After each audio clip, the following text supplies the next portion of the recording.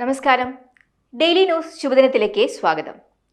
ജീവിതത്തിലൊന്നും നമ്മുടെ ഇഷ്ടപ്രകാരം നടക്കില്ല. പക്ഷെ ചിലപ്പോൾ ഒന്ന് വഴിമാറി സഞ്ചരിച്ചാൽ പലതിനും പരിഹാരം കണ്ടെത്താം. കേൾക്കാം ഇന്നത്തെ ശുഭദിന ചിന്ത. ഡെയിലി ന്യൂസ് ശുഭദിനം നിങ്ങൾക്കായി അവതരിപ്പിക്കുന്നത് ജോയ ലൂക്കാസ്. പൊന്നണിഞ്ഞ പ്രഭാതത്തിന്റെ അലകളിൽ നിറയുന്ന പുഞ്ചിരികൾ, അതെ, ഇന്ന് ആഘോഷമാണ്. ജോയ ലൂക്കാസ്, ഓരോ ആഘോഷത്തിന്റെയും ആത്മാവ്. വിൽപത്ര പ്രകാരം അച്ഛന്റെ സ്വത്ത് മുഴുവൻ അവൾക്ക് സ്വന്തമായിരുന്നു. പക്ഷേ ആ സ്വത്തിൽ ഒരു കേസ് നിലനിൽക്കുന്നുണ്ടായിരുന്നു. മികച്ച അഭിഭാഷകൻ തന്നെ അവൾക്ക് വേണ്ടി ഹാജരായി. പക്ഷേ കേസ് അവൾക്ക് പ്രതികൂലമായി വന്നു. ലഭിച്ച സ്വത്തെല്ലാം നഷ്ടപ്പെട്ടു. വിധി കേട്ട് ഒരു ഭാവവ്യത്യാസവുമില്ലാതെ നിന്ന അവളോട് അഭിഭാഷകൻ ചോദിച്ചു, നിനക്ക് വിധി മനസ്സിലായില്ലേ? നിനക്കെല്ലാ സ്വത്തും നഷ്ടപ്പെട്ടു.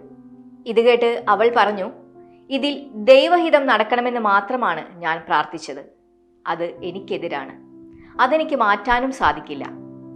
എനിക്കൊന്നും ചെയ്യാൻ പറ്റാത്ത കാര്യത്തെക്കുറിച്ച് ഞാൻ ആകുലപ്പെട്ടിട്ട് എന്താണ് കാര്യം?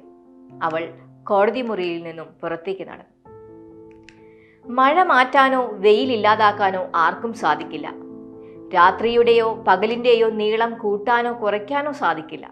എന്നിട്ടും തോരാത്ത മഴയെക്കുറിച്ചും അവസാനിക്കാത്ത രാത്രിയെക്കുറിച്ചും പലരും പരാതിപ്പെടുന്നു. ഏതൊക്കെയോ അനിയന്ത്രിത കാരണങ്ങളുടെ പേരിൽ ആയുസ് മുഴുവൻ സ്വയം പഴിചാരി ജീവിക്കുന്നവരുണ്ട്. എല്ലാം നഷ്ടപ്പെട്ടെന്ന് വിശ്വസിക്കുന്ന ഒരാൾക്ക് തിരിച്ചു വരാനാകില്ല. എല്ലാം അവസാനിച്ചെന്ന് കരുതുന്നവർക്ക് ഒരു പുനർജന്മവും ഉണ്ടാകില്ല. ചില കാര്യങ്ങൾ അങ്ങനെയൊക്കെ തന്നെയാണ്. എല്ലാം സ്വന്തം ഇഷ്ടപ്രകാരം നടന്നുവെന്ന് വരില്ല.